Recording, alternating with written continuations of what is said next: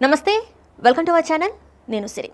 విజ్ఞాన శాస్త్రం చంద్రుడిపై అడుగులు వేస్తున్న కాలంలో కూడా మానవ బలహీనతను పెట్టుబడిగా పెట్టుకొని మోసాలకు పాల్పడుతున్న ఉదంతాలు షాకింగ్కి గురిచేస్తున్నాయి. నాసిక్లో వెలుగు చూసిన అశోక్ ఖాతర్ ఉదంతం దీనికి ఒక పరాకాష్ట. తనను తాను కృష్ణుడు అవతారంగా చెప్పుకుంటూ అమాయక మహిళలను మాయ మాటలతో లోబర్చుకొని వారి జీవితాలని చిన్నభిన్నం చేసిన ఈ బోందు బాబా వెనుక ఉన్న భయంకరమైన సైకలాజికల్ ప్లే ఇప్పుడు వెలుగులోకి వచ్చింది. అశోక్ ఖాతర్ ఒక సాధారణ వ్యక్తి నుంచి దేవుడి స్థాయికి ఎలా ఎదిగాడు?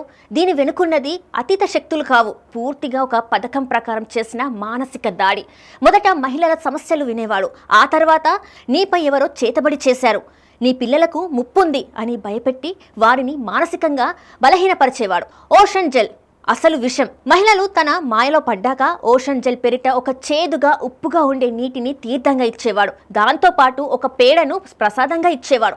మత్తులో దారుణాలు. ఆ నీరు తాగిన వెంటనే మహిళలకు తల తిరగడం, మత్తుగా అనిపించడం జరిగేది. వారు స్పృహలో లేని సమయంలో వారిపై అఘాయిత్యాలకు పాల్పడేవాడు. ఆ దృశ్యాలను వీడియో తీసి బయటకు చెప్తే పరువు పోతుందని బ్లాక్మెయిల్ చేసేవాడు. Psychological trap. చదువుకున్న అవగాహన లేకపోతే ఇంతే. చదువుకున్న మహిళలు కూడా ఇలాంటి వారి మాయలో ఎందుకు పడతారు? దీనిపై మనస్తత్వ నిపుణులు కొన్ని విస్తుపోయే నిజాలు చెప్తున్నారు. చాలా మంది మహిళలకు వార్తాపత్రికలు చదివే అలవాటు ఉండదు. లోకజ్ఞానం లేకపోవడం వల్ల ఏవైనా వింత భావాలు రాగానే వాటిని దైవశక్తి అని నమ్ముతారు.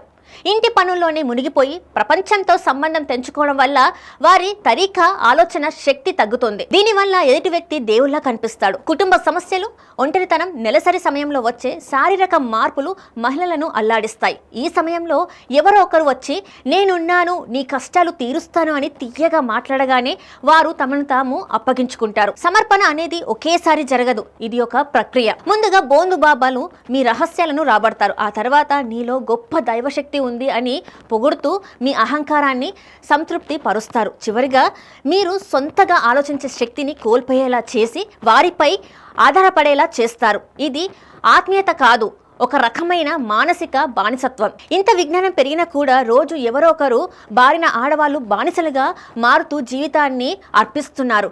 మీరు ఇలాంటి వాటి బారిన పడకుండా జాగ్రత్తగా ఉండండి.